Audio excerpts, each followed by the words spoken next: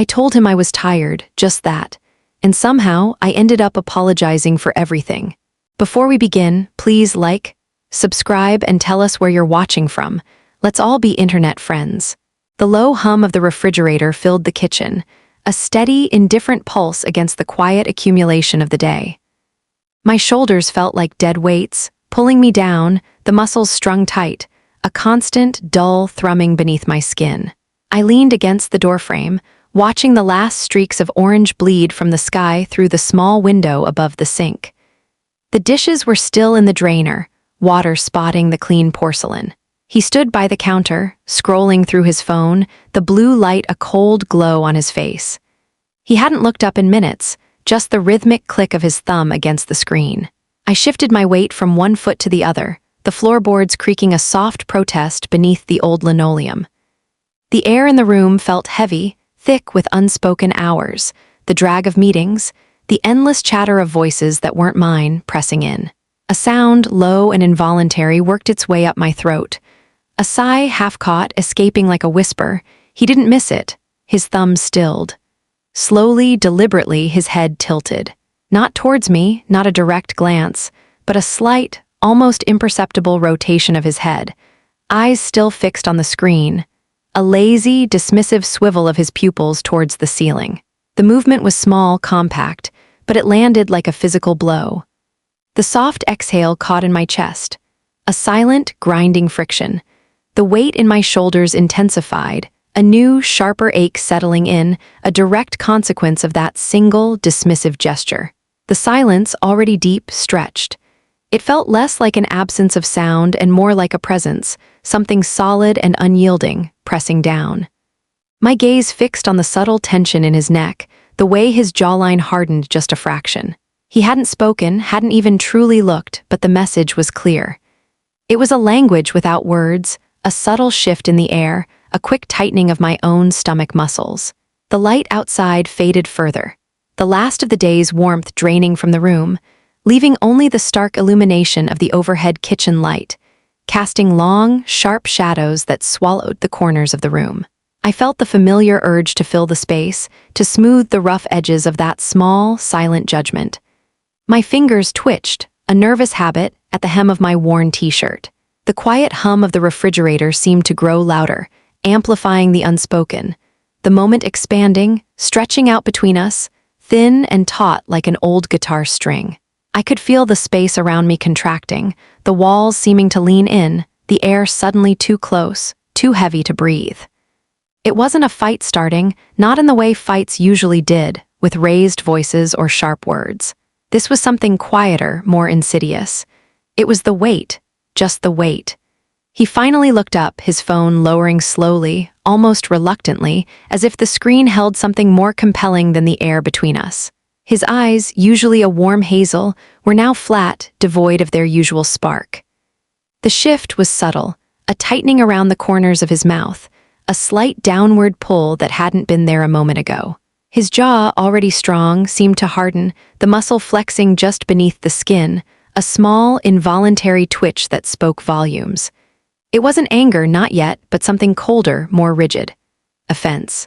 That was the word that surfaced, unbidden, in my mind.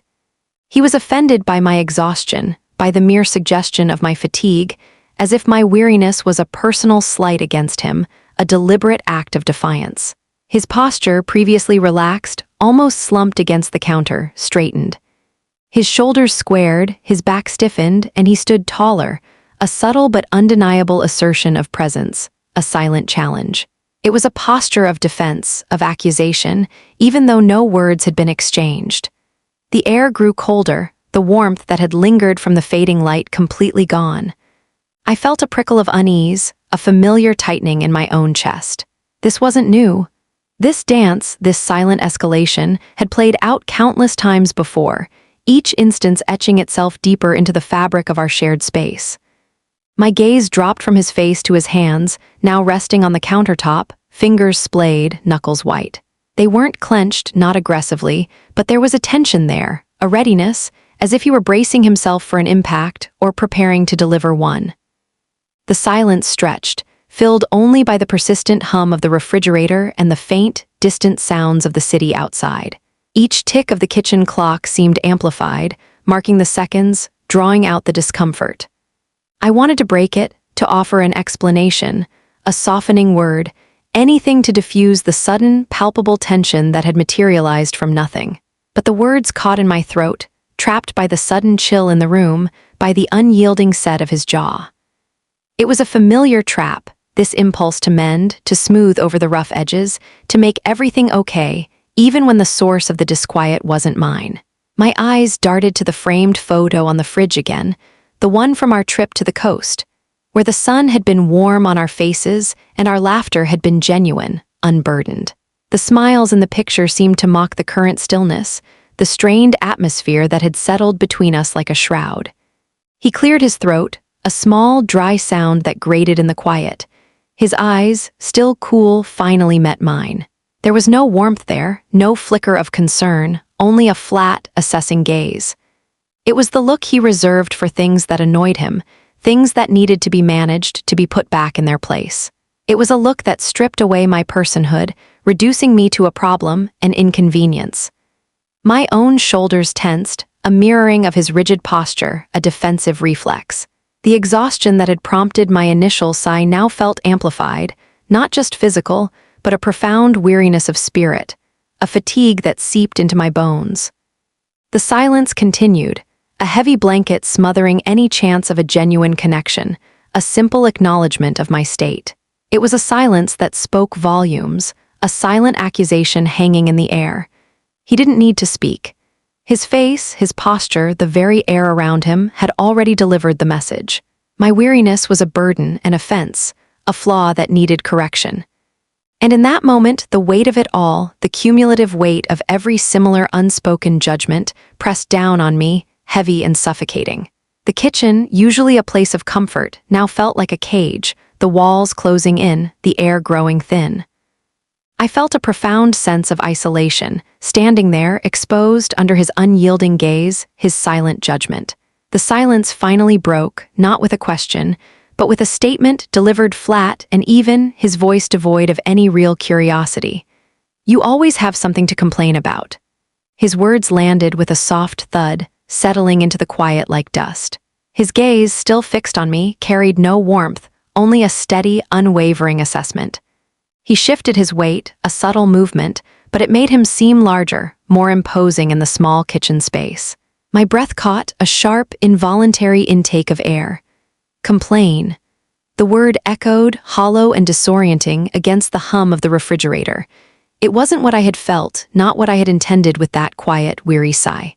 My fatigue, a simple, raw state of being, had been twisted, reshaped into something ugly, something accusatory. He pushed off the counter, took a slow step towards the small table, his back to me now, his broad shoulders squared. "It's always something. The traffic, the dishes, the meeting you had." Each word was a small, precise jab, listing a litany of perceived grievances, none of them actually true, none of them connected to the heavy weariness that had settled over me. His voice carried a faint edge of exasperation, a practiced tone of long-suffering patience. I watched the slight tension in his neck, the way his dark hair brushed the collar of his shirt. He wasn't asking for clarification. He was stating a fact, his fact about me. "Honestly," he added, turning slightly, his profile sharp against the dim window, "it's exhausting." The word hung in the air, a cruel echo of my own unspoken state. He wasn't just dismissing my exhaustion. He was mirroring it back at me, weaponized, as if my simple tiredness was the source of his fatigue. My hands, still in my pockets, clenched tighter, the denim rough against my skin. A cold certainty began to form in my gut. He hadn't heard a confession of simple human weariness. He had heard a grievance, an emotional burden dropped at his feet. He saw a complaint, a demand, a fresh problem to be solved or, more accurately, to be dismissed. My gaze drifted around the kitchen. The yellow paint on the walls suddenly seemed too bright, too cheerful for the stark tension that had settled. The stack of mail on the counter, unread, unspoken for, felt like another weight, another thing that needed attention, another potential source of friction. He turned fully then, his eyes finding mine again, a subtle challenge in their depths.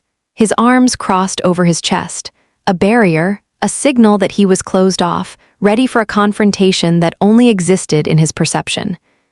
My own shoulders stiffened, an instinctual reaction. Every muscle in my body braced, preparing for the familiar verbal volley, the inevitable turning of the tables. He took another slow step towards me, his presence filling more of the small doorway I occupied. Always so dramatic. The words were delivered with a hint of a smile, a practiced, condescending curve of his lips that never quite reached his eyes. "Can't just be tired, can you? It has to be everything."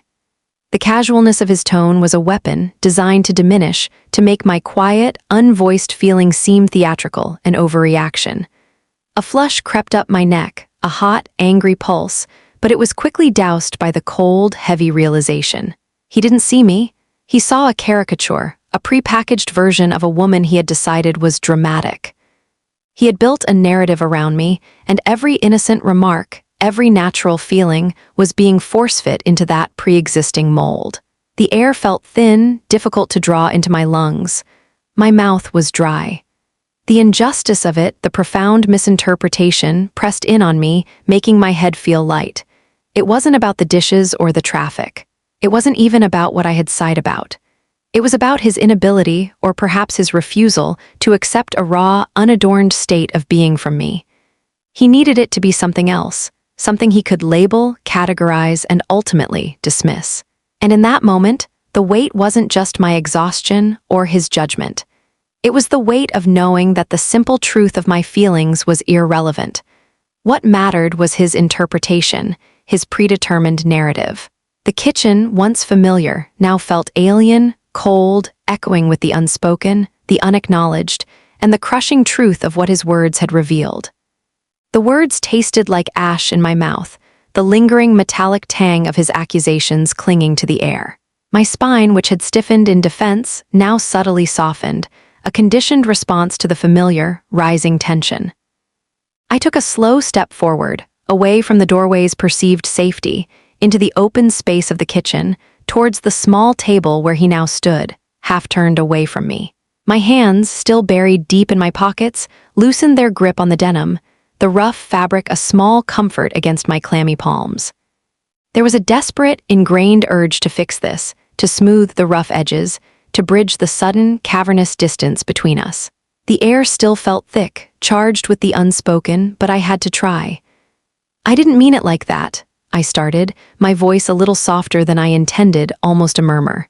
My eyes, still fixed on his rigid back, searched for some subtle sign of opening, some flicker of receptiveness. I just felt tired. My words felt fragile, delicate, laid out like offerings on a cold stone. I chose them carefully, stripping away any hint of complaint, any trace of the drama he had accused me of. It was a confession, a simple statement of physical state, stripped bare. I wanted to make sure he understood. I wanted him to see the raw, unadorned weariness, not a hidden agenda. He didn't turn, didn't move. His shoulders remained squared, unyielding. The silence stretched again, taut and uncomfortable. I could feel the blood pulsing in my ears, a low throb that matched the nervous flutter in my stomach. The small kitchen, usually a place of shared meals and quiet conversations, now felt like a stage, the spotlights on me, forcing me into a performance I desperately wanted to avoid. I took another small step, my breath held, my gaze fixed on the subtle tension in his neck. "It wasn't a complaint," I continued, pushing the words out, each one requiring a conscious effort, a forced expulsion of air. I watched the way his hair brushed his collar, the rigid line of his spine. "I was just sharing how I felt, like with you."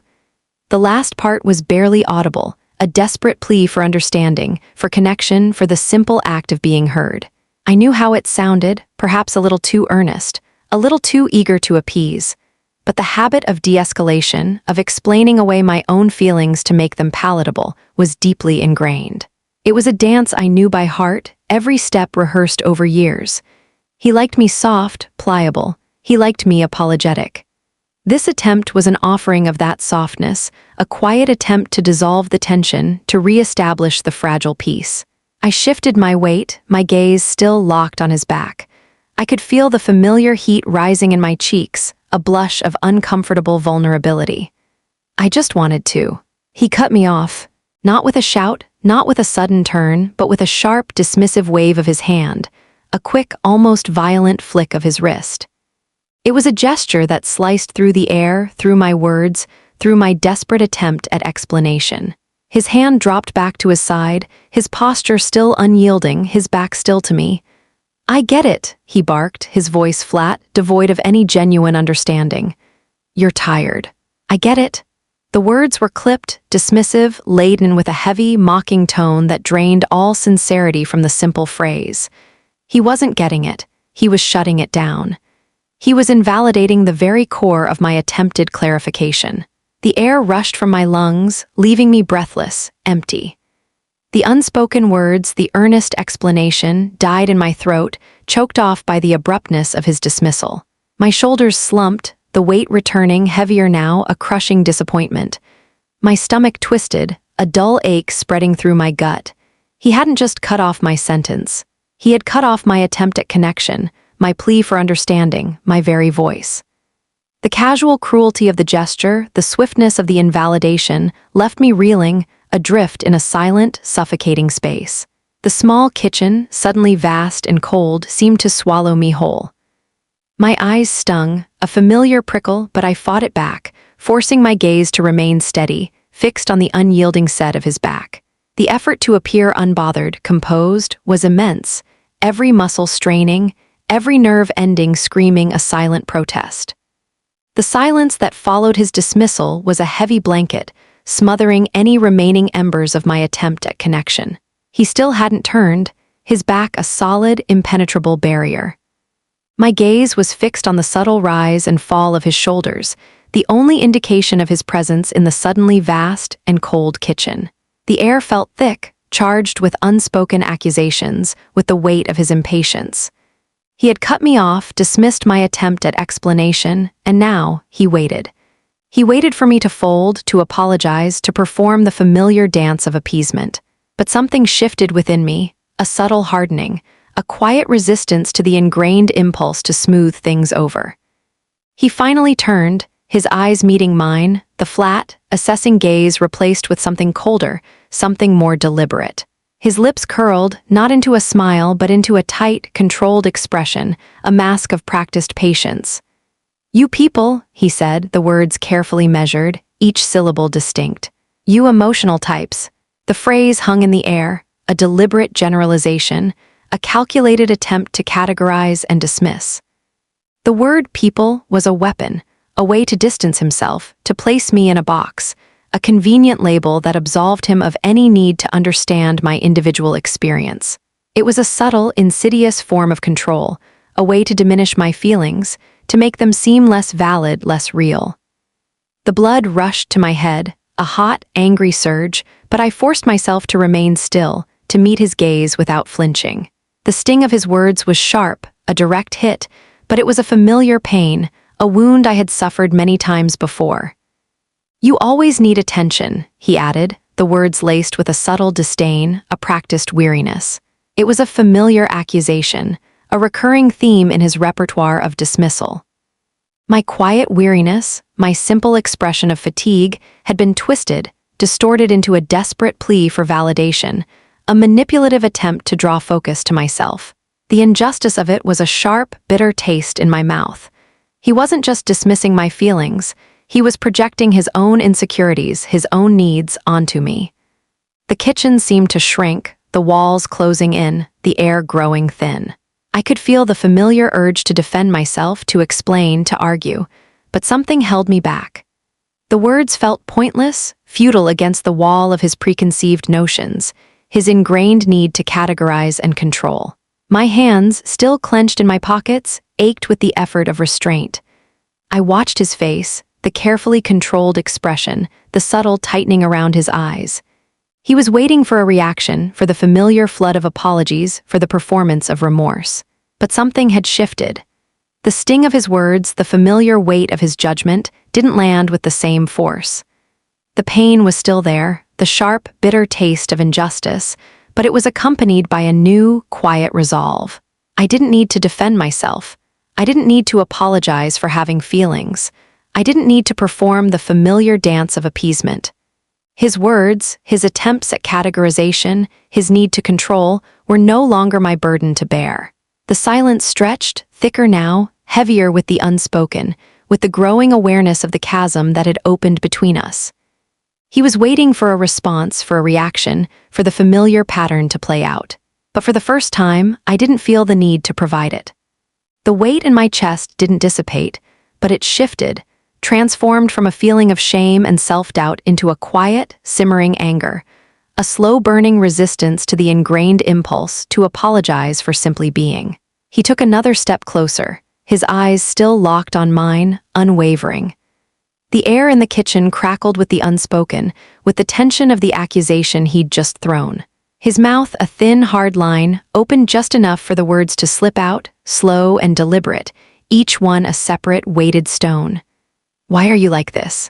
The question hung there, suspended in the heavy silence, but it wasn't a question. Not really.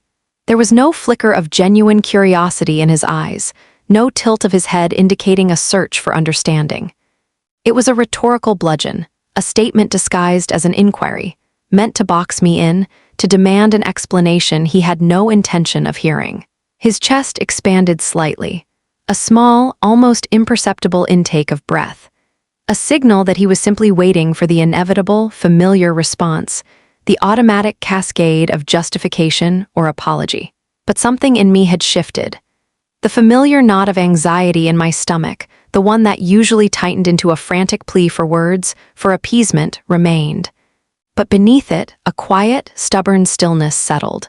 My gaze remained steady, fixed on his face, absorbing the hard line of his jaw, the subtle shadow beneath his eyes. My lips, dry and slightly parted, didn't move to form a reply. There was no sudden surge of explanation, no frantic search for the right words to de-escalate, to make him see, to make him understand. The well of those explanations felt dry, suddenly empty. He didn't wait. His eyes, after holding mine for what felt like an eternity, but was probably only a few seconds, broke contact first. They slid away, drifting towards the window, then sweeping across the clean countertops, finally settling on the muted screen of his phone, still resting by the sink. His shoulders, which had been braced for my response, subtly relaxed, a dismissive slumping. He had asked the question, but he had already moved on, already assumed the answer. My silence was simply confirmation of his predetermined narrative. He had never intended to listen. A strange calm settled over me, a quiet, disorienting peace. The sudden lack of compulsion to fill the space, to offer an explanation, was both terrifying and liberating. My hands, still buried deep in my pockets, were clenched so tightly my fingernails bit into my palms, a small, sharp pain that anchored me to the moment. My jaw felt locked, a physical manifestation of my refusal to speak. Every instinct screamed at me to break the silence, to offer the apology he clearly expected, to diffuse the tension.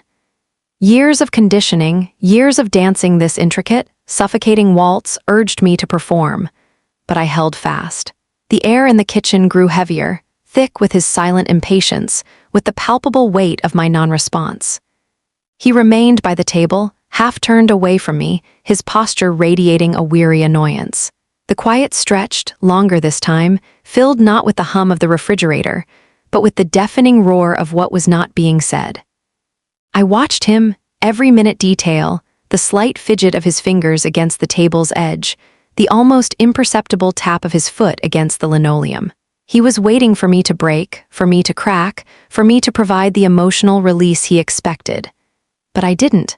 My breath came in shallow, measured gulps. The muscles in my throat ached with the effort of holding back. It wasn't a defiance born of anger, not a conscious rebellion. It was more like a sudden, profound exhaustion with the performance, with the constant need to explain, to justify my own existence, my own feelings. The silence felt different now, less a burden, more a shield. It was a space I was finally choosing to occupy, a small, stubborn act of resistance. He hadn't waited for an answer, and for the first time, I wasn't going to give him one. The weight of it, the profound significance of that simple, unspoken refusal, settled deep within me, cold and unyielding. His foot tapped a restless rhythm against the linoleum, a low, irritable beat against the enduring silence. He hadn't looked at me since he dismissed his own unasked question, his gaze still fixed somewhere beyond my shoulder, on the mundane details of the kitchen. But the stillness was a performance. I could feel the coiled energy within him, the tension radiating off him in palpable waves. He was waiting, still, for me to break, for me to fill the quiet with apologies or explanations. The longer I held my tongue, the more rigid his posture became, the deeper the crease between his brows seemed to set. My own breath felt shallow, tight in my chest, a physical mirroring of the constrained space between us. Then he turned, a sudden, almost violent pivot. His eyes, now sharp and direct, bored into mine. There was a raw edge to them, something brittle and exposed, a flicker of something close to desperation. His jaw was clenched, a muscle jumping beneath his skin. "You think you're so put together, don't you?" His voice was low, a strained rasp that barely cleared his throat, but it cut through the air with a surprising force. So calm, so in control. The words landed, unexpected in their specific venom. They weren't about my exhaustion anymore or my supposed negativity. They were aimed at something deeper, something I had always considered a quiet, internal pillar. My composure, my ability to navigate chaos, to remain steady when storms raged around me. A sudden, cold shiver traced a path down my spine. This wasn't about me, not truly. This was about him. He took another step, closing the already narrow gap between us, invading the last sliver of personal space. His hands, which had been resting loosely by his sides, clenched into fists, then relaxed, then clenched again, a restless, involuntary movement. You look at everyone like they're falling apart, and you're just above it all. The words were laced with a bitter resentment, a thinly veiled accusation that I held myself superior, that my quiet strength was an act of judgment against him. His voice rose slightly on the last few words, the control fracturing, revealing the jagged edges beneath. My gaze remained fixed on his face, absorbing every twitch, every subtle shift in his expression. The tension in his shoulders was palpable, hunched forward, almost predatory. This wasn't just anger, it was something uglier, something raw. It tasted like jealousy. It smelled like resentment. The realization settled in my gut, cold and heavy, a profound disappointment. He didn't love my strength. He didn't admire my ability to remain calm. He resented it. He needed me to be less, to be smaller, to be something he could manage, something that reflected his own perceived control. My strength was a challenge, a threat to his fragile sense of power, and he was lashing out, trying to cut it down, to whittle it away until I was nothing more than a softer, more pliable version of myself, a version that wouldn't overshadow him. "You're always so contained," he added, his voice dripping with a sneering derision.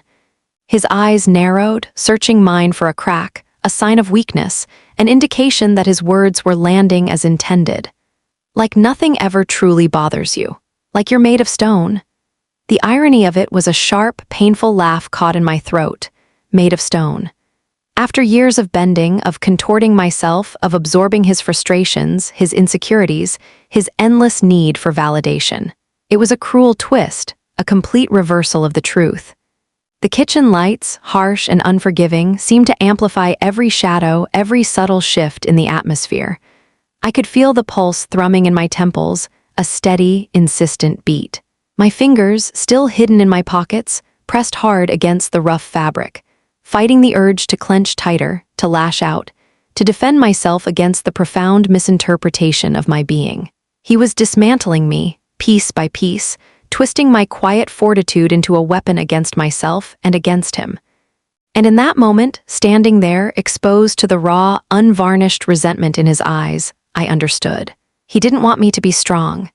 He wanted me to be broken, to be a reflection of his own insecurities, a mirror that only showed him the version of me he could truly control. The weight of that revelation settled deep in my bones, colder and heavier than any weariness. The bitter words, "made of stone," hung between us, a foul vapor. His chest heaved, a slight, almost imperceptible rise and fall, but it was there, a visible sign of his frayed control. His eyes, still blazing with a strange mix of resentment and frustration, bored into mine, waiting. He expected a flinch, a sudden widening of my eyes, a quick softening of my stance, anything that signaled his words had found their mark. He expected the familiar, automatic response. Years of ingrained habit, years of unspoken agreements, had taught me to quickly bridge the gap, to offer the olive branch, to smooth over the ripples in the stagnant water of our interactions. My tongue, however, felt heavy, glued to the roof of my mouth. My lips remained pressed together, a thin, unyielding line. The well of explanations, of reassurances, of the desperate need to fix the mood felt utterly, profoundly dry. There was no impulse to argue, no frantic search for the right words to de-escalate, just a quiet, desolate stillness. My hands, still buried in my pockets, were clenched. The fabric of my jeans dug into my skin, a small, grounding pain. Every muscle in my body screamed at me to move, to speak, to perform the familiar dance. But I held still. My breath, shallow and ragged, hitched in my throat. He took a step back, his eyes narrowing further, searching my face for the usual signs of distress, for the flicker of remorse he had come to expect. When he found none, a flicker of something akin to confusion, quickly masked by annoyance, crossed his features. His jaw tightened, a muscle jumping at his temple. His gaze swept over my face, then my shoulders, then down to my unmoving feet, as if searching for an answer in my stillness. The very air around him seemed to thicken, charged with his mounting frustration, with the energy of his unfulfilled expectation. He cleared his throat, a sharp, irritated sound that grated in the quiet. He shifted his weight, his eyes darting around the kitchen, avoiding my gaze, then snapping back, sharp and demanding. His fingers, long and restless, tapped a quick, agitated rhythm against his thigh. He was spiraling. Slowly, almost imperceptibly, his agitation mounted, fueled by my silence, by my refusal to engage in the predictable routine. He was used to the immediate feedback, the quick shift in my demeanor that signaled his words had landed, that I was ready to re-establish peace on his terms. But this time there was only a vast, echoing quiet from my end. The silence grew heavy, suffocating. My own heart thrummed against my ribs, a dull, insistent beat. I could feel the tightness in my stomach, the knot of tension that refused to release. But despite the physical discomfort, a strange detachment settled over me. I was watching him, truly watching him, for the first time in a long time, unburdened by the frantic need to manage his emotions, to anticipate his next move, to soothe his rising anger. His face, usually so carefully composed in these moments of perceived conflict, was now a mask of barely controlled fury.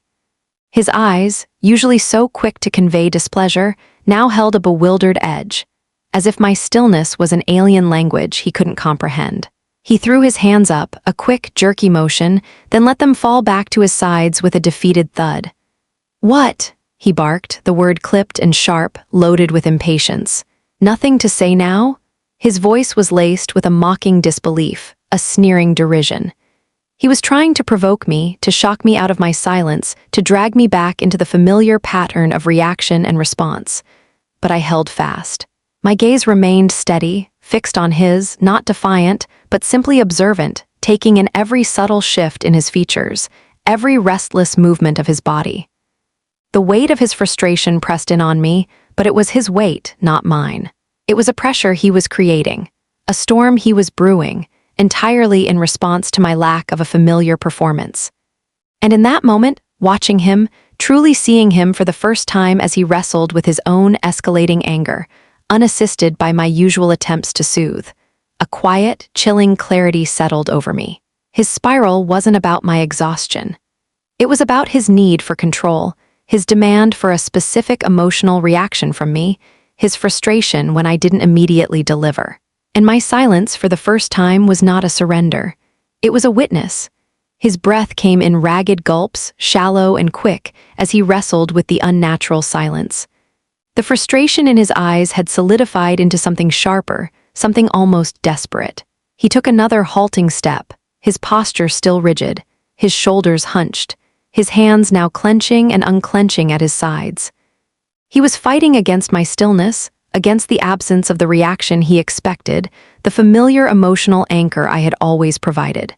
He cleared his throat again, a harsh, grating sound, and his voice, when it came, was a low, simmering accusation, each word carefully placed, like stones deliberately thrown.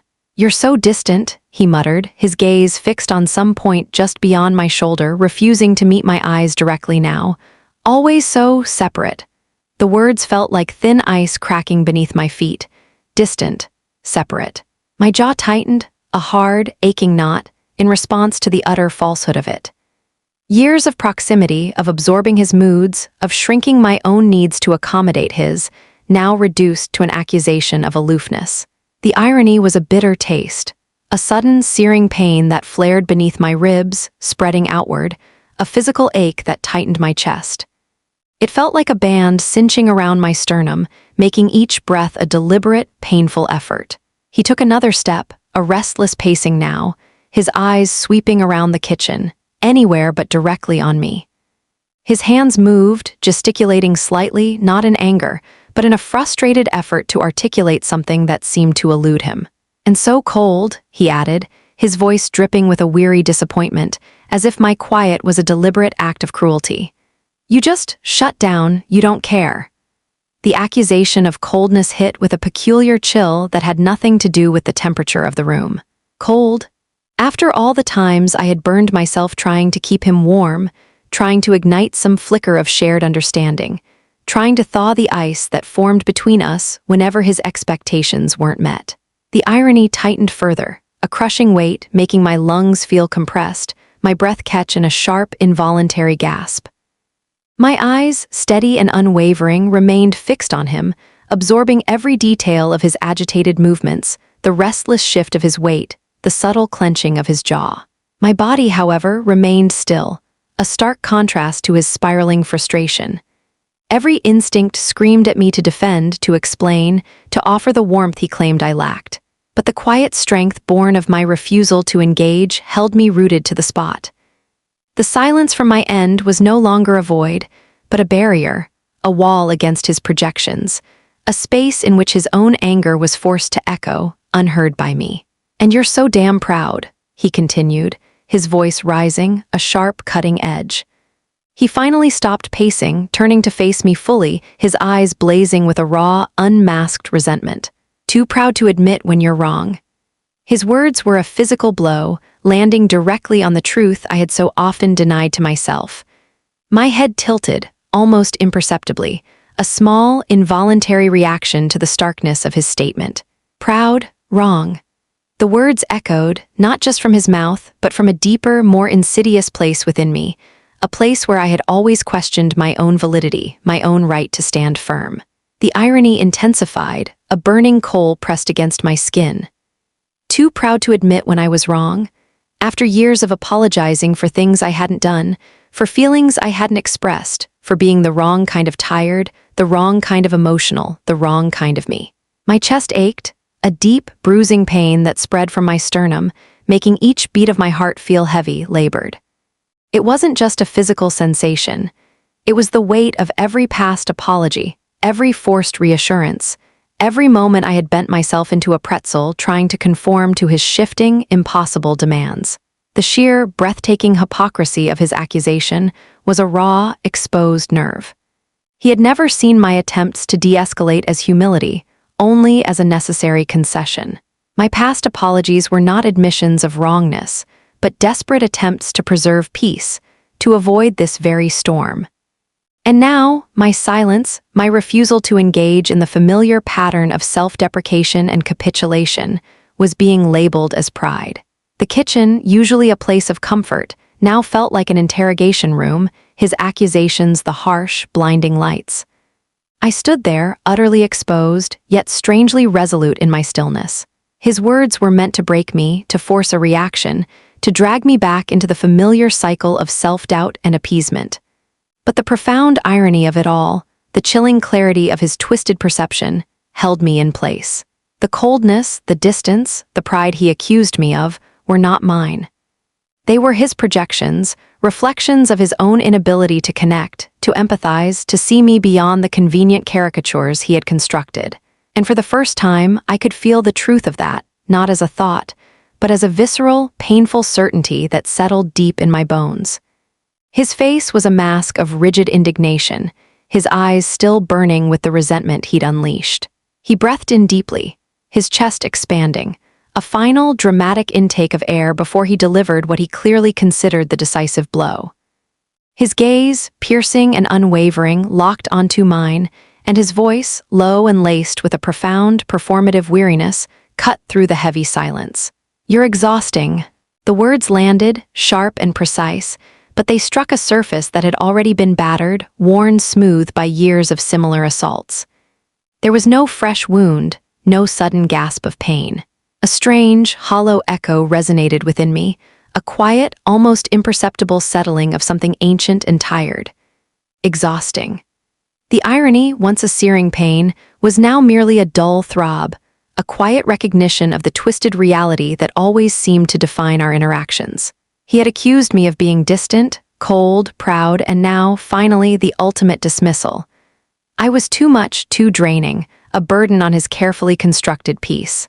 My body remained perfectly still, a silent testament to the countless times I had absorbed such blows, to the deep, ingrained habit of not reacting, of holding it all in. My shoulders, which had been tensed, rigid with the effort of holding my silence through his accusations, now felt a peculiar lightness, a sudden, unexpected release. It wasn't freedom, not yet, but a strange, disorienting absence of the familiar need to fight, to defend, to explain. The last flicker of energy, the last shred of desire to bridge the impossible gap between us, simply extinguished. I watched his face, the subtle triumph in his eyes, the slight relaxing of his jaw as he delivered what he believed to be his winning argument. He expected a response, a crumble, a tear, a desperate plea for understanding. But there was nothing. My own eyes remained steady, unblinking, reflecting back only the stark, unforgiving light of the kitchen. The stillness that enveloped me was no longer a struggle, no longer an act of defiant will. It was simply done. A profound, weary completion. The air in the kitchen, once thick with tension, felt suddenly thin, almost breathable. The hum of the refrigerator seemed louder, a steady, rhythmic pulse in the quiet aftermath of his pronouncement. My hands, still in my pockets, loosened their grip entirely. The aching knot in my stomach that had persisted through his tirade slowly, almost imperceptibly, unwound itself. There was no surge of anger, no wave of despair. Just a quiet, desolate clarity, a stark realization of the absolute futility of any further engagement. He continued to stand there, waiting, his chest still slightly heaving from the exertion of his verbal assault, his eyes scanning my face for a reaction. His gaze flickered from my eyes to my lips, then back again, a growing frustration evident in his strained expression. My lack of response, my profound stillness, was clearly an unexpected variable in his carefully rehearsed script. He was looking for the fight, for the emotional exchange, for the opportunity to dominate and dismiss. But I wasn't there to give it to him anymore. The weight of it all, the cumulative burden of every accusation, every misinterpretation, every attempt to shrink me into a manageable version of myself, had finally reached a tipping point. And at that precise moment, something within me snapped, not with a dramatic flourish, but with a quiet, almost imperceptible click. The string, stretched taut for so long, had finally given way. I was done with the explanations, done with the reassurances, done with the desperate attempts to fix what was clearly unfixable. The exhaustion he accused me of was real, but it wasn't the fatigue of a day's work. It was the deep, soul weariness of perpetually fighting for my own emotional validity in a space where it was constantly denied. My gaze drifted past him, out the window, where the last vestiges of twilight had finally surrendered to the deep, inky black of night. The streetlights outside cast long, pale shadows that stretched across the lawn.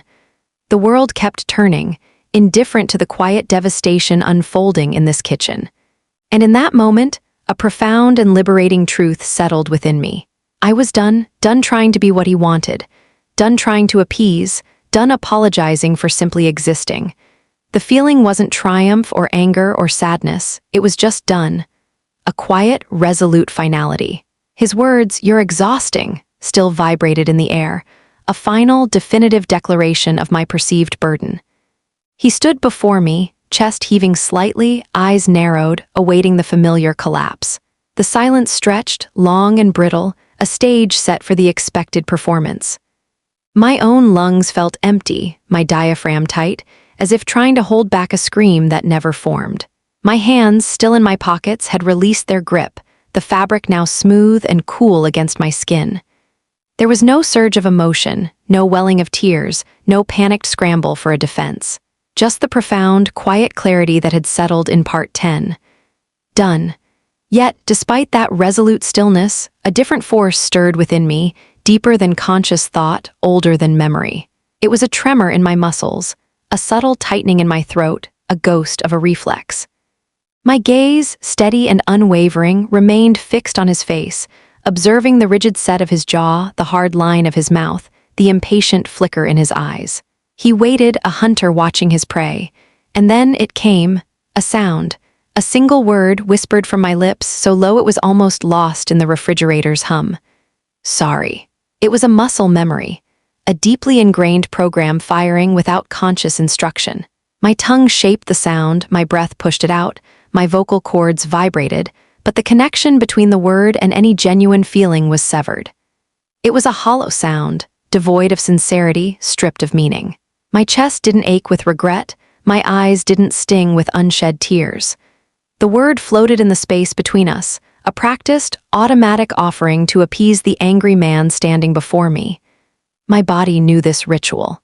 It had performed it countless times before, a reflexive bending to the storm, a trained submission to the perceived threat of male anger. It was the only way to make the tempest pass, to return to the fragile, temporary calm. A peculiar detachment washed over me as the word left my lips. I was watching myself, an observer of my own programmed response. My shoulders, which had remained firm through his accusations, gave a small, almost imperceptible slump. My head tilted slightly, a submissive gesture learned over years. It was a performance, perfected over countless repetitions, a silent apology for existing, for feeling, for daring to be tired. The act was so deeply ingrained, so intrinsically linked to the presence of an angry man, that it bypassed conscious thought entirely. It was a survival mechanism, honed to perfection. His eyes, which had been tight with anticipation, softened just a fraction. The tension in his jaw relaxed infinitesimally. A flicker of something that resembled satisfaction, quickly masked, passed over his face. He didn't speak immediately, but his posture, which had been braced, accusatory, began to subtly uncoil. My automatic apology, hollow as it was, had landed. It had triggered the familiar progression, the turning point in the cycle. The storm, which had been brewing, threatening to consume us both, now seemed to ebb, the immediate threat of escalation diffused. The silence that followed was different from the one that had preceded my apology. It was no longer charged with unspoken accusations, but with the quiet hum of a temporary truce, a fragile peace bought with a word that meant nothing. My stomach, which had been clenched, felt a faint tremor, a ghost of its previous discomfort. My breath, which had been shallow, now came a little deeper, though still not entirely free. I still felt the profound weariness, the deep bone ache of exhaustion, but it was overlaid with a new, chilling clarity. This apology, this automatic surrender, was not born of genuine regret, but of conditioning. My body knew how to appease, how to make the anger pass, even when my mind was utterly, profoundly done with the performance. The bitter truth of that realization settled deep within me, cold and heavy. A stark testament to the years of training, the years of shrinking myself to fit the confines of his expectations.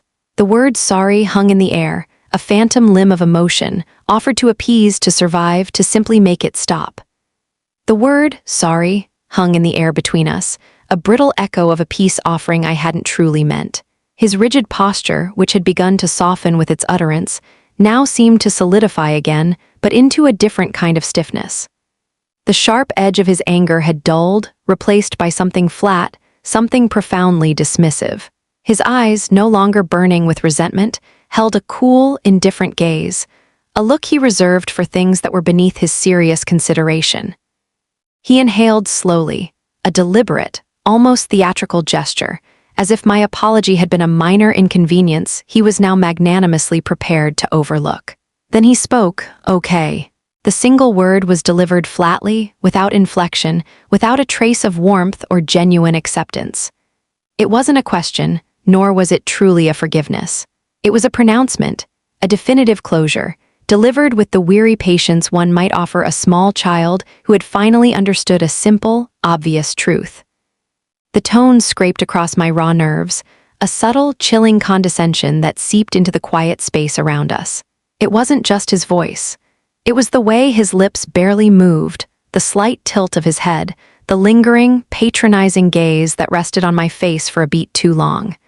He wasn't acknowledging my apology. He was granting a begrudging absolution, a dismissive wave of his hand. A profound, cold tremor ran through me, a physical response to the insidious weight of his tone. My chest, which had just begun to ease from the tightness of the last part, now felt a fresh, chilling constriction. It wasn't pain, not exactly, but a deep, internal recoil. My heart, a steady drumbeat against my ribs, felt a sudden, inexplicable shriveling, as if shrinking in on itself, pulling back from the vast, indifferent space he had just created. It was a visceral retreat, a physical manifestation of my spirit pulling away from his condescending presence, from the profound dismissiveness embedded in that single, flat word. My gaze remained fixed on his face, observing the subtle shifts in his expression. His eyes, though no longer angry, held a detached patience, as if he were waiting for me to fully grasp the lesson, to absorb the subtle correction. He shifted his weight, a slow, deliberate movement, his hands coming to rest on his hips, a posture of calm authority. He had won. He had successfully coerced the apology, and now he was accepting it on his terms with a detached magnanimity that was more insulting than any shout.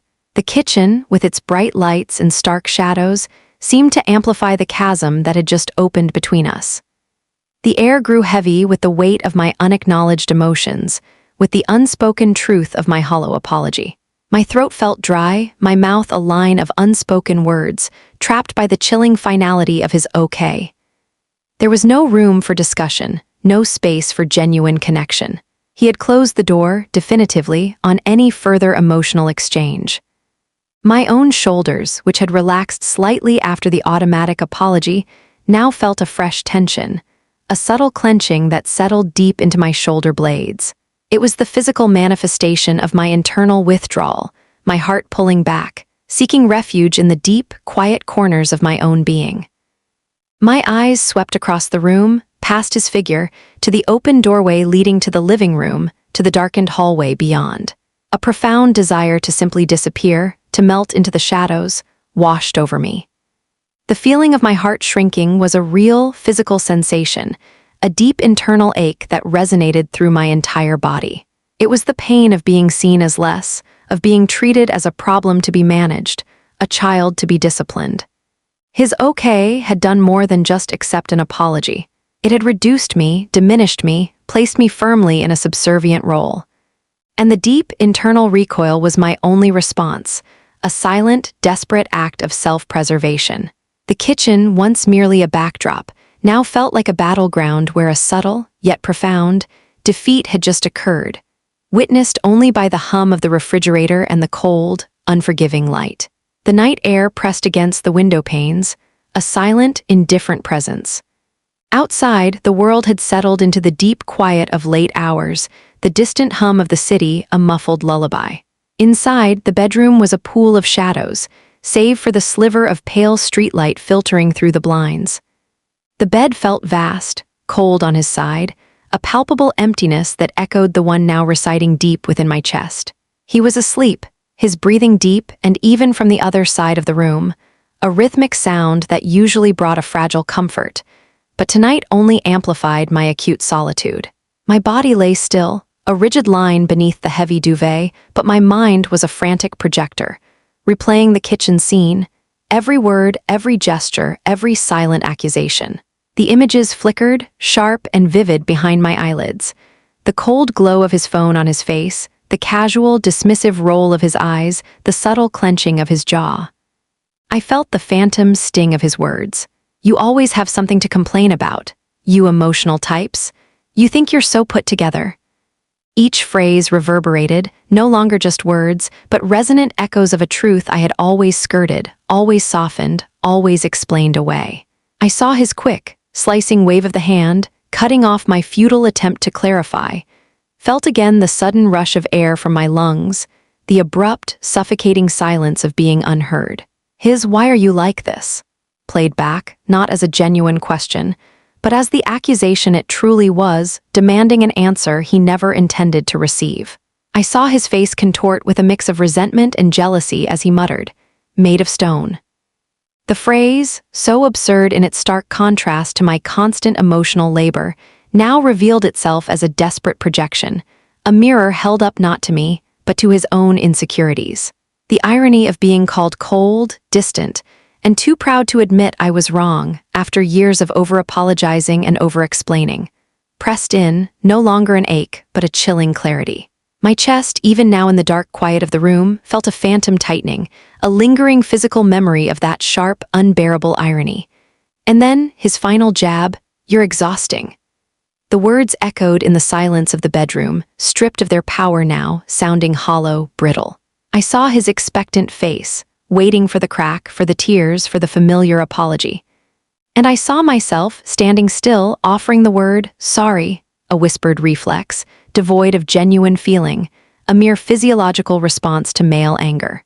I felt the ghostly pull of my heart shrinking back from him, a visceral recoil from the flat, condescending, "okay," that had followed, his definitive closure on an interaction he had orchestrated from the start. Lying there, stretched out in the darkness, the entire exchange unfolded again, seamless, horrifying in its stark repetition. It wasn't a fight. Fights had two active participants, two voices clashing, two wills striving for dominance. This had been different. This had been a performance, a carefully orchestrated monologue, with me cast in the role of the problem, the accused, the one who always needed to be brought back in line. Every word he spoke, every dismissive gesture, every silent accusation was a carefully aimed arrow designed to elicit a specific response from me. And I had given it to him until the very end. But the replaying of the scene, stripped of the immediate heat of the moment, revealed its true nature. It wasn't about me being tired. It wasn't about him being upset by a minor complaint. It was about his unyielding need for control, his discomfort with any deviation from his emotional script, his subtle manipulation of my natural feelings into perceived flaws. His anger wasn't a reaction to my words. It was a tool, a mechanism to exert dominance, to force me into submission, to shrink my needs until they were invisible. He wanted softness, emotion, apology, but only on his terms, in his carefully managed doses. When I didn't fold fast enough, when my exhaustion lingered, when my explanation wasn't immediately forthcoming, the insults came out, designed to break me, to force me back into the subservient role he required. My eyes were wide open now, staring up at the dark ceiling, a profound and quiet realization settling deep in my bones. It wasn't a fight. It was a reveal. A slow, chilling unveiling of the true dynamic that had governed our interactions for so long. He wasn't upset by me. He was upset by my inability to conform immediately to his desired emotional state. He wasn't listening to my words. He was listening for the trigger that would allow him to assert control. The entire exchange had been a deliberate, calculated erosion, designed to make me apologize for the simple act of existing, for expressing a natural human need. And the bitter truth was, it had worked. Until tonight. Until the quiet clarity of the darkness, where the absence of his presence allowed the profound, painful truth to finally surface, unvarnished and undeniable. The realization, cold and stark, had settled deep within me. It wasn't a fight, it was a reveal. And as the words echoed in the quiet darkness of the bedroom, a dam seemed to break. The memory of tonight's exchange dissolved into a torrent of other moments, a relentless reel of all the times, big and small, I had folded first. My body lay heavy on the mattress, unmoving, but my mind raced, leaping across years, piecing together a mosaic of conditioned responses, of swallowed truths. The first one that hit was from 2 winters ago, a Saturday morning. Snow had just started to fall, soft and thick outside the kitchen window. I'd spent hours planning a birthday brunch for a friend, meticulously prepping everything the night before. He'd woken up late, shuffled into the kitchen, taken one look at the spread, the fruit, the muffins, the steaming coffee pot, and simply grunted. No good morning, no acknowledgement, just a grunt. I'd offered almost ready, just waiting for Sarah. He'd snapped back, "Why do we always have to do things on your timeline?" His voice, sharp and laced with an irritation that seemed to come from nowhere, had sliced through the quiet morning. My stomach had clenched. My first reaction wasn't anger, but a frantic need to soothe. "I'm sorry," I'd murmured, even as the sting of his ingratitude burned. "I just thought it would be easier with Sarah." I'd watched his jaw relax, the tension drain from his shoulders as my apology, unearned, disarmed him. And for the rest of the brunch, I'd overcompensated, laughing too loudly, pouring extra coffee, performing cheerfulness, even though the joy had been punctured by his casual cruelty. The memory now was a fresh wound, a tiny pinprick of betrayal. Then came the bigger one, a few months later. We'd had a terrible argument about a shared bill, a legitimate concern I'd raised about an overcharge. He dismissed my logic, twisted my words, accused me of being obsessed with money, of not trusting him. His voice had risen, his face flushed with a fury that felt disproportionate, terrifying. I remembered the cold dread that had gripped me, the way my hands had started to tremble. I had tried to explain, to reason, to present the facts calmly. But his anger had only escalated, a roaring wave that threatened to drown me.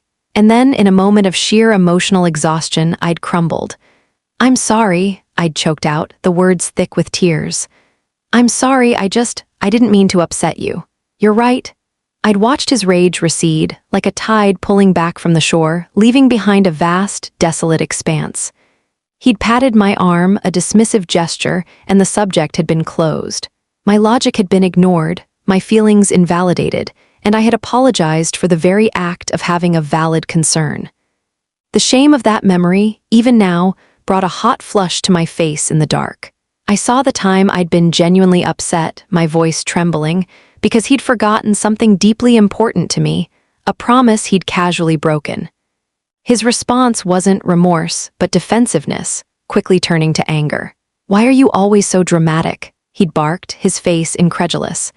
And I, instead of standing firm in my hurt, had felt the familiar surge of guilt, of being too much. "I'm sorry," I'd whispered, retracting my own pain. "It's fine, really."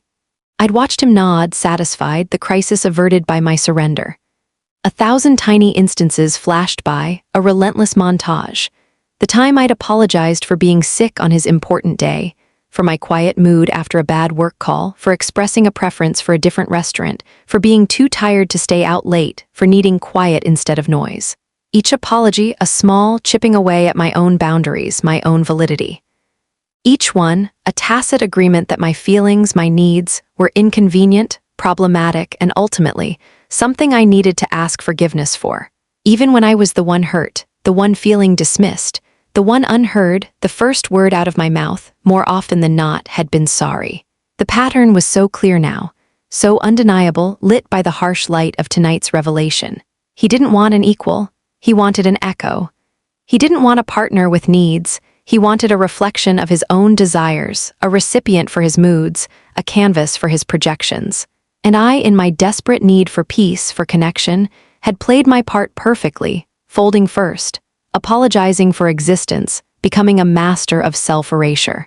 The years of conditioning, the muscle memory of appeasement, had been a cage I had built for myself, brick by careful, apologetic brick. Lying in the profound stillness of the night, the weight of these accumulated apologies pressed down on me, heavier than any physical burden. My eyes were wide open, staring into the oppressive dark. The air in the room felt thick with the ghosts of unspoken grievances, of swallowed tears, of the countless times I had said sorry when I should have stood firm, when I should have demanded to be heard. The realization wasn't just quiet, it was deafening. And in that raw, exposed moment, a new kind of weariness settled in, deeper than exhaustion, more profound than sadness. It was the weariness of a soul finally seeing the full, devastating extent of its own complicity. The stark clarity of the night, the brutal honesty of the bed, faded with the morning light. He woke, stretched, and moved through his routine with a practiced ease, as if the previous night's caustic exchange had never occurred.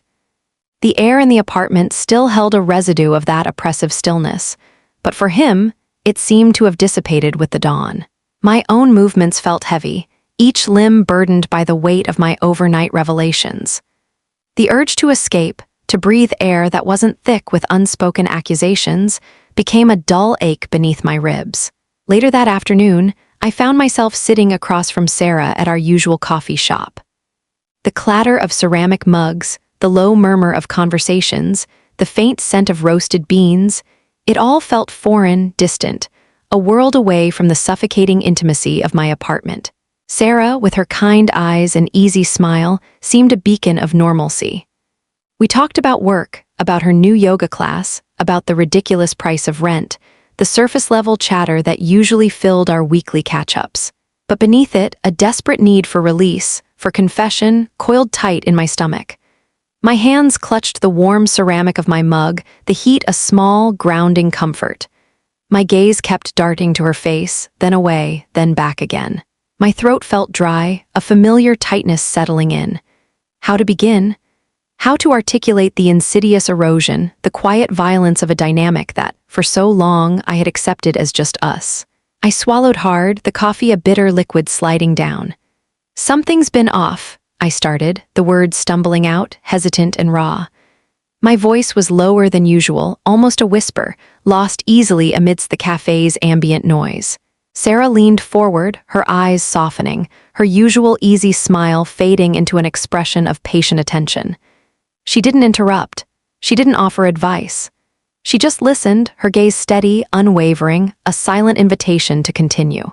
I recounted the kitchen scene, the words tumbling out, not in any logical order, but in a rush, a dam breaking. I described his eye roll, the way his jaw set, the accusations of being dramatic, negative, cold, distant. I spoke of his "why are you like this?" That wasn't a question, his contemptuous "you people," his final, cutting declaration that I was exhausting. As I spoke, my hands trembled slightly around the mug, the phantom ache in my chest returning, a physical manifestation of reliving the quiet humiliation. I heard my own voice recount the automatic apology, the way the word "sorry" had escaped my lips like a puppet string being pulled, devoid of any genuine feeling, a hollow echo of years of conditioning. Sarah remained silent, her expression unreadable, simply absorbing each halting, painful detail. Her head was tilted slightly, her brow furrowed in a slight crease of concern. She didn't fidget, didn't shift in her seat. Her stillness was a profound contrast to the agitated spiraling I had witnessed the night before, a calming presence in the chaotic jumble of my memory. I watched her eyes, searching for judgment, for the familiar dismissal I had come to expect, even from myself. But there was nothing but a quiet, unwavering empathy. When I finally ran out of words, my voice hoarse, my throat aching, a vast silence settled between us. It wasn't the oppressive, accusatory silence I had grown accustomed to. This was a listening silence, a space for my words to breathe, for the raw edges of my experience to settle. My gaze was fixed on the condensation collecting on her iced tea glass, unable to meet her eyes, terrified of what I might see reflected there. Then she reached across the small table, her fingers gently covering my hand where it rested on the mug. Her touch was warm, firm, an anchor in the sudden quiet. She looked at me, her kind eyes full of a quiet, unshakable certainty. Her voice, when it came, was soft, low, a deliberate whisper amidst the cafe's gentle hum. "That wasn't okay," she murmured. The words were so simple, 4 small words. But they landed with the force of a physical blow, a sudden, sharp shock that made my breath catch in my throat. Not a question, not an opinion, not a suggestion, a statement. A quiet, undeniable pronouncement of truth. That wasn't okay. The realization, which had been a quiet murmur in my own mind, amplified by her voice, became a deafening roar. My vision blurred. The tightness in my chest, the one that had been a dull ache, now expanded, becoming a profound, shattering release. It wasn't okay. The insidious normalization, the gradual erosion of my self-worth that had led me to believe his behavior was just a difficult part of love, crumbled under the weight of her simple, undeniable truth. For years, I had held the belief that I was the one who was too much, too emotional, too dramatic, the one who needed to apologize to fix. And now, a clear, external voice, someone I trusted, had just validated the terrifying, liberating truth. It wasn't me. The words, "that wasn't okay," echoed in my ears long after I'd left Sarah at the coffee shop, a steady, insistent drumbeat that cut through the city's din. They were so simple, yet they had sliced through years of carefully constructed self-doubt, laying bare a truth I had almost forgotten how to see. The walk home felt different, the familiar streets sharper, clearer, as if a film had been lifted from my eyes. The apartment, when I finally pushed open the door, seemed to hum with a new kind of silence, no longer just oppressive, but pregnant with unspoken shifts. He was already in the living room, focused on his own screen, a familiar, indifferent posture. I moved through the evening on autopilot, the physical motions of making dinner, tidying up, a blur of practiced routine, while my mind replayed Sarah's words, turning them over and over, feeling their sharp, undeniable edges. Sleep that night was a restless, fitful thing, broken by fragmented images of his dismissive gestures and the crushing weight of my past apologies. I woke before him, the pre-dawn light a weak gray at the window, the apartment still holding the chill of the night. My phone, charging on the bedside table, glowed with an unread notification. A familiar name. My stomach tightened, a familiar clench that usually preceded a message demanding attention or expressing a subtle grievance. I picked it up, my thumb hovering over the screen, a strange mixture of dread and morbid curiosity swirling within me. It was from him, not a text message, not a note, just a meme. My thumb clicked and the image filled the screen. It was a cartoon, a ridiculously exaggerated depiction of a person tangled in fairy lights, with a caption about holiday stress. The characters were wide-eyed, comical, designed to elicit a quick, easy chuckle. A familiar, almost automatic response twitched at the corners of my mouth, a ghost of the smile I usually offered for his shared jokes. He loved sending these, little snippets of manufactured humor, moments of forced lightness, especially after a period of tension. They were his unspoken peace offerings, his way of signaling that the storm had passed, that everything was normal again. But this time, the twitch didn't solidify into a smile. The muscles in my face remained still, unresponsive. The humor, if it was even there, didn't land. It felt like a thin, transparent veil meant to cover the raw, exposed nerves of the previous night. There was no good morning, no how are you, no are we okay. No apology for the words he'd thrown, no acknowledgement of the accusations, no check-in on the exhaustion that had started it all. Just a meme, a flimsy, impersonal offering designed to bypass any need for genuine interaction, any messy emotional reckoning. My thumb moved, not to type a laughing emoji, not to offer a quick, light reply as I usually would.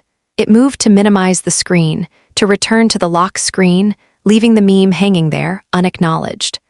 The light from the phone cast a cold glow on my face in the dim room. My eyes were fixed on the cartoon image, but my gaze was distant, seeing past the cheerful colors, past the contrived humor, to the profound emptiness behind it.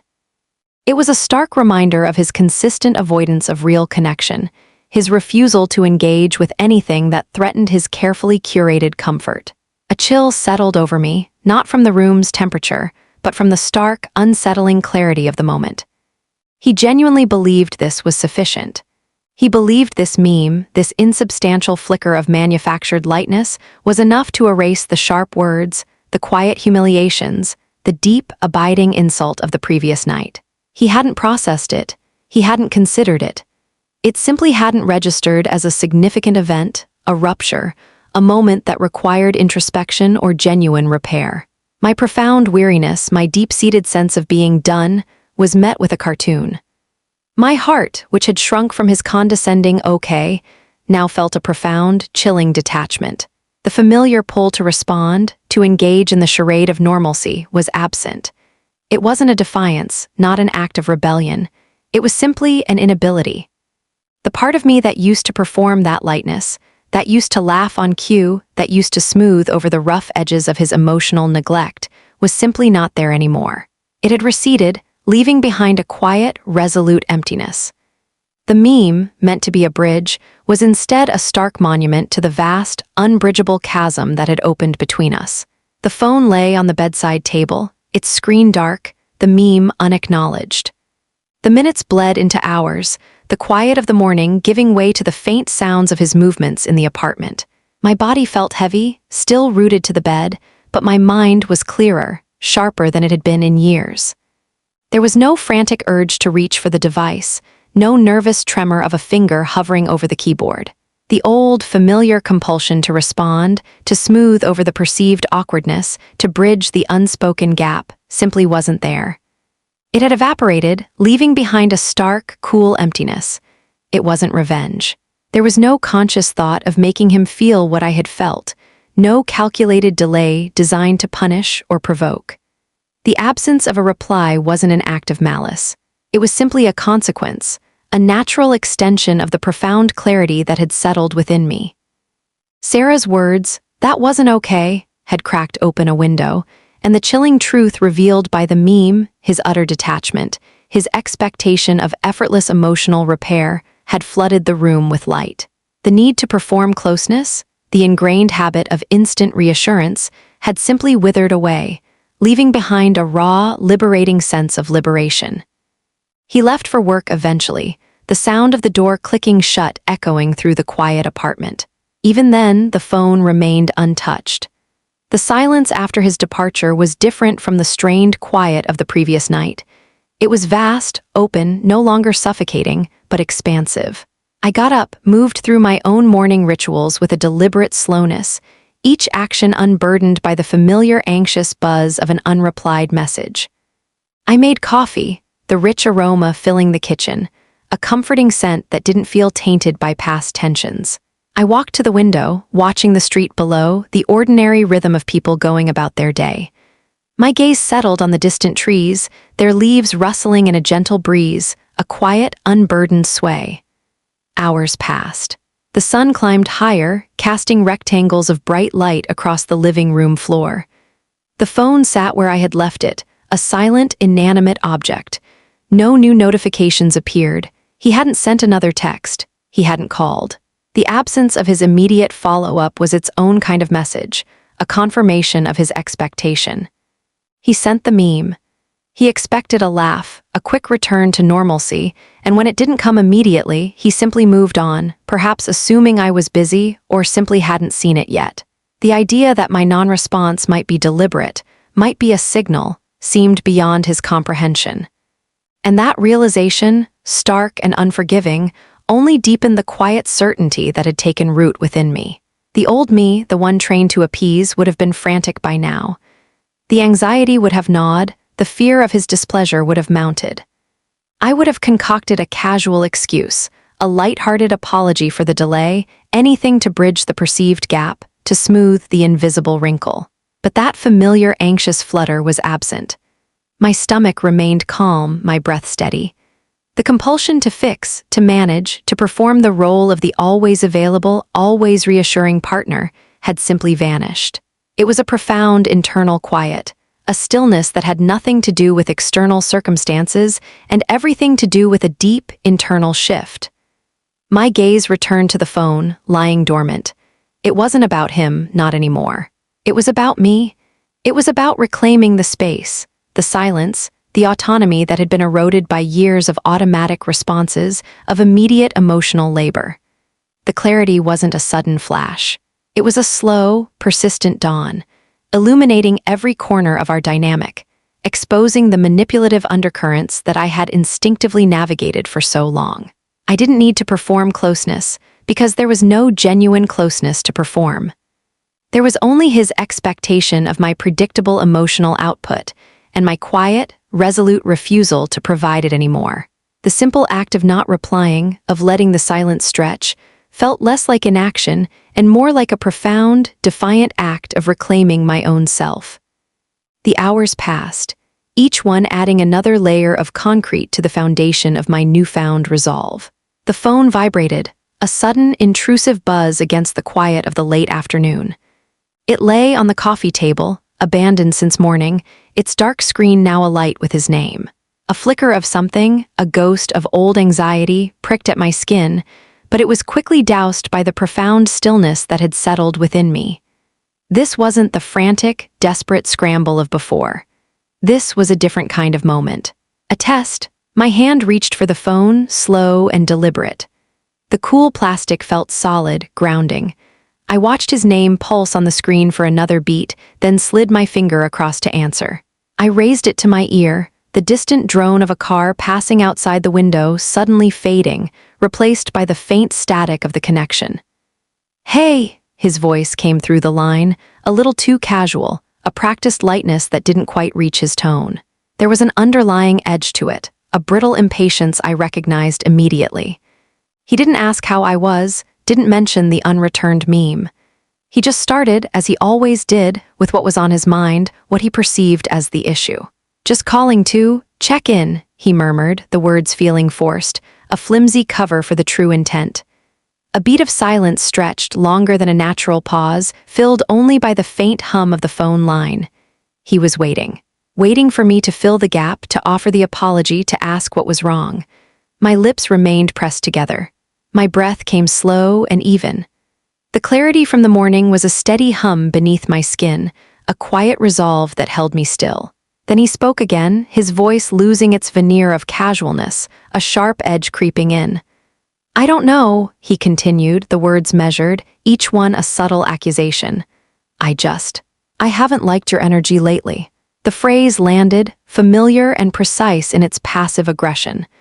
My energy. Not his anger, not his dismissive words, not his expectation of a hollow apology. It was my energy, my state of being, that was the problem. It was his indirect way of addressing my silence, my lack of immediate engagement, my quiet refusal to play the familiar game. He wasn't asking what was wrong. He was telling me I was wrong. My fingers tightened almost imperceptibly around the phone. The air in the room felt suddenly colder, as if his words had drained the warmth. I listened, truly listened, not for the familiar sting of his accusations, but for the cadence of his voice, the subtle shifts in his tone, the unstated demands hidden beneath his casual pronouncements. His voice went on, weaving a subtle tapestry of complaint, talking around the issue without ever naming it. He spoke of a vague vibe, of a feeling that things were off, of a sense of distance from my end. He didn't ask what I was feeling. He simply described his own discomfort, subtly laying it at my feet, an unspoken expectation for me to fix it. My chest felt a slight pressure, a ghost of the old anxiety, but it didn't escalate into a full-blown panic. Instead, a strange, almost detached observation settled over me. I was watching him, even through the phone line, watching his words unfurl, recognizing the patterns, the familiar manipulation designed to elicit my compliance. My mouth remained closed. My breath stayed steady.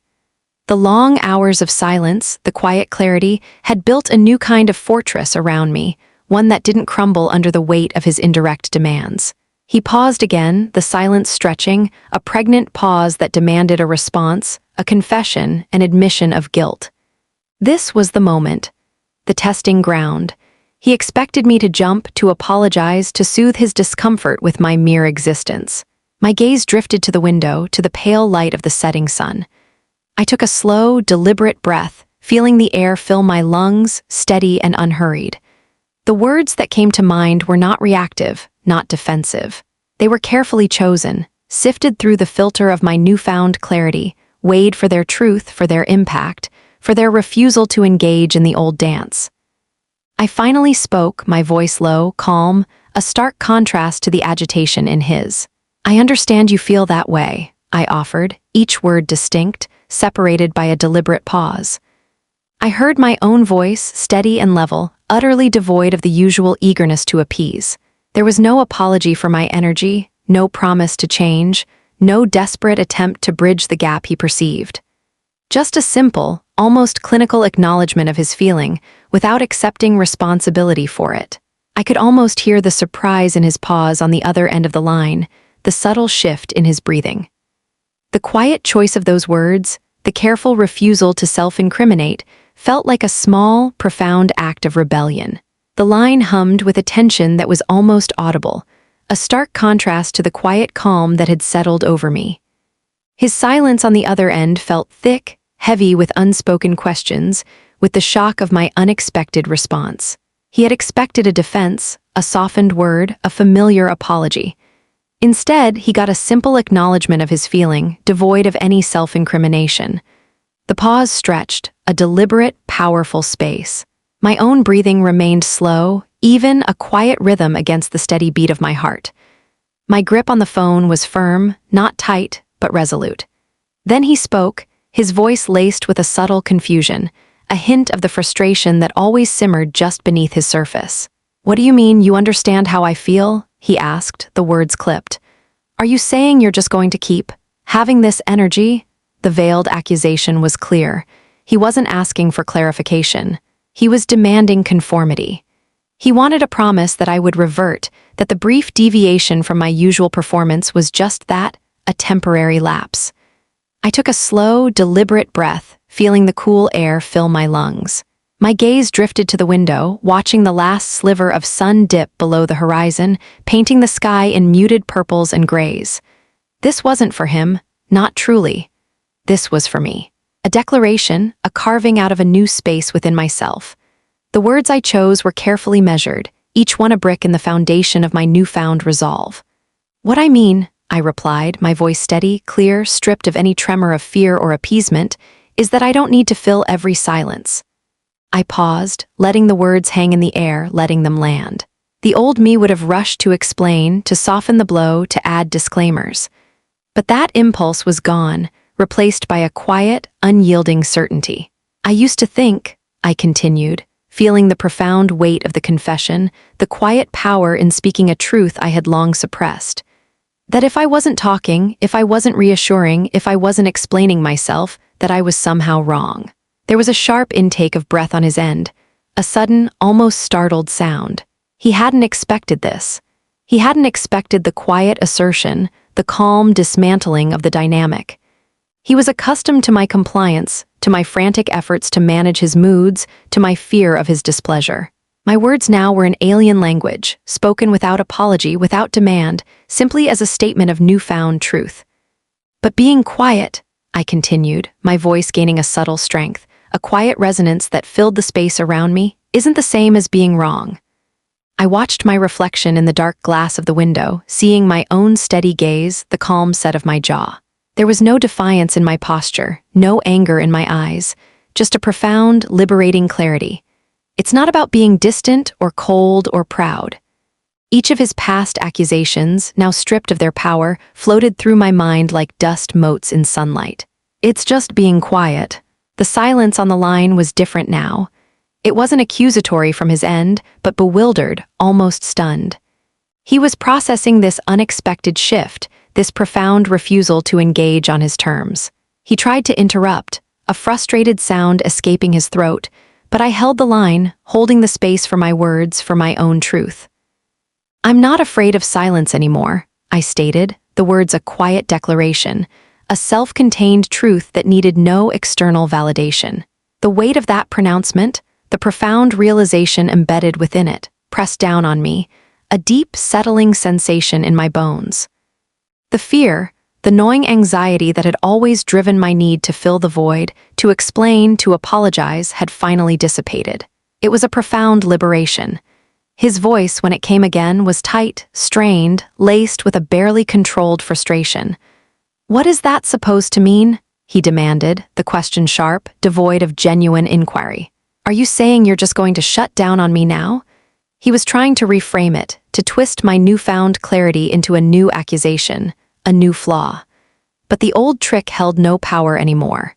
My gaze drifted back to the phone, my fingers still wrapped around its cool surface. "It means," I replied, my voice calm, unyielding, "that my peace isn't dependent on your comfort with my silence." It was a boundary, clearly and calmly stated, a line drawn in the sand. Not with anger, not with bitterness, but with the quiet, resolute strength of a person who had finally found their own voice, their own ground.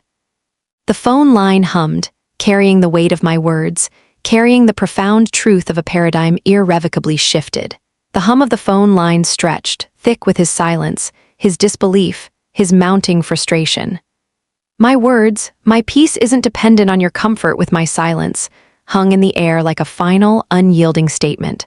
I heard his breath quicken on the other end, a sharp, frustrated sound, as if he were about to launch into another accusation, another attempt to wrestle control back into his hands. But something in me held firm. There was no longer the instinct to brace, to defend, to explain. Just a quiet, profound certainty that this conversation, this specific, circular argument was over. "Are you even listening to me?" he demanded, his voice tight, strained, laced with a raw edge of disbelief. He was pushing, trying to break through the wall of my newfound calm, trying to provoke the familiar emotional response. But the wall held. My eyes, steady and clear, gazed out the window at the deepening twilight, the last sliver of orange fading to a bruised purple. The world outside felt vast and indifferent, yet suddenly accessible, no longer filtered through the lens of his moods. I took another slow, deliberate breath, feeling the air expand my lungs, a feeling of space, of quiet capacity. My fingers, still wrapped around the phone, felt warm, connected to nothing but the quiet resolve within me. There was no need for a dramatic exit, no urge for a cutting retort. The desire to argue, to convince, to justify had simply evaporated, leaving behind a clear, unobstructed path. "I am listening," I replied, my voice steady, calm, devoid of any anger, any bitterness. Each word was a small, quiet truth, offered without expectation of understanding. "And I'm done." The word "done" hung in the air, a definitive period at the end of a very long, very exhausting sentence. On his end, there was a sharp, audible intake of breath, then nothing. A stunned silence. He hadn't anticipated this. He had anticipated anger, tears, a fight, anything but this quiet, resolute finality. My hand, without conscious instruction, moved towards the end call button. There was no hesitation, no second-guessing. The act was simple, clean, an extension of the profound clarity that had settled within me. My thumb pressed down, and the line went dead, the silence immediate and absolute. The phone felt lighter in my hand as I lowered it, setting it gently on the coffee table. The soft click of the plastic against the wood echoed in the now truly quiet room. The sudden absence of his voice, of the pervasive tension his presence always brought, was a physical sensation, like shedding a heavy, restrictive coat. My shoulders, which had carried the invisible weight of his expectations for so long, felt light, unburdened. The knot in my stomach, a constant companion, had finally, completely unraveled. I stood slowly from the couch, my movements deliberate, unhurried. My legs, which had often felt heavy with dread in these moments, now felt strong, capable. There was no frantic energy, no desperate need to escape, just a quiet, contained self-possession. My gaze swept around the living room, taking in the familiar objects, the books on the shelf, the worn fabric of the armchair. The space felt different now, no longer a battleground, but simply home, a place of my own making. I walked to the window, the last vestiges of daylight clinging to the horizon. The streetlights flickered on, casting long, pale beams across the sidewalk. I looked at my reflection in the glass, a faint, almost transparent image overlaid on the darkening street. My eyes were clear, steady. My lips, which had so often been pressed into a tight line of apology, now held a soft, natural curve. There was no anger in my expression, no lingering bitterness, no residue of the fear that had once propelled my every action. The profound realization settled over me, not as a thought, but as a deep, resonant hum within my entire being. I had finally stopped apologizing, not just for being tired or emotional or any of the countless things he had twisted into flaws. I had stopped apologizing for having feelings, for existing as a complex, messy, whole human being with needs and boundaries and a quiet, undeniable truth. The years of conditioning, the muscle memory of appeasement, had finally fractured, revealing the strong, unbroken core beneath. And in that moment, standing by the window, watching the world settle into the quiet of the night, I felt it. Not anger, not triumph, not the bittersweet sting of victory, just a profound, undeniable wholeness. A quiet, self-contained peace that radiated from my center, filling every corner of my being. The apology she'd never have to give again was the one she'd finally stopped giving to herself. The quiet had come, and she was, at last, utterly, beautifully, uncompromisingly present within it. Thank you for watching. Please do not forget to like, comment, share, and subscribe. I love you all.